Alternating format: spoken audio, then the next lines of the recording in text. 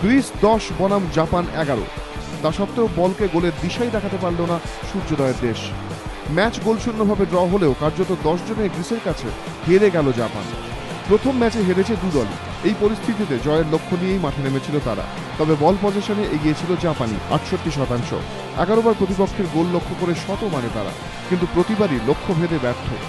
এরই মাঝে বিপত্তি। 27 মিনিটের মাথায় জাপানের ইয়োশিদাকে ফাউল করে হলুদ কার্ড দেখেন গ্রিসের কাতসুরানিস। 38 মিনিটের মাথায় হাসেবেকে ফাউল করে ফের হলুদ কার্ড দেখেন। দুবার হলুদ কার্ড দেখায় মাঠ ছাড়তে হয় কাতসুরানিসকে।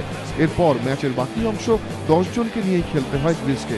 তবে হাল ছাড়েননি কোচ ফার্নান্দো সান্টোসের ছেলেরা। হন্ডা ও কুবো হাসিবিরা একাধিকবার প্রতিপক্ষের বক্সের মধ্যে ঢুকে পড়লেও বিরাট দেওয়াল হয়ে দাঁড়ায় গ্রিসের রক্ষণ। এর মাঝেও জাপানি স্ট্রাইকাররা কয়েকটি জোরালো শট নিলেও তা গোলের মুখ খুলতে পারেননি। নিট ফল, ম্যাচ গোলশূন্যভাবে ড্র। দু দলেরই আরেকটি করে ম্যাচ বাকি। পরের রাউন্ডে যেতে হলে এই ম্যাচ জেতার পরও তাকিয়ে থাকতে হবে গাণিতিক হিসেব নিকেশের দিকে। এবিপি আনন্দ।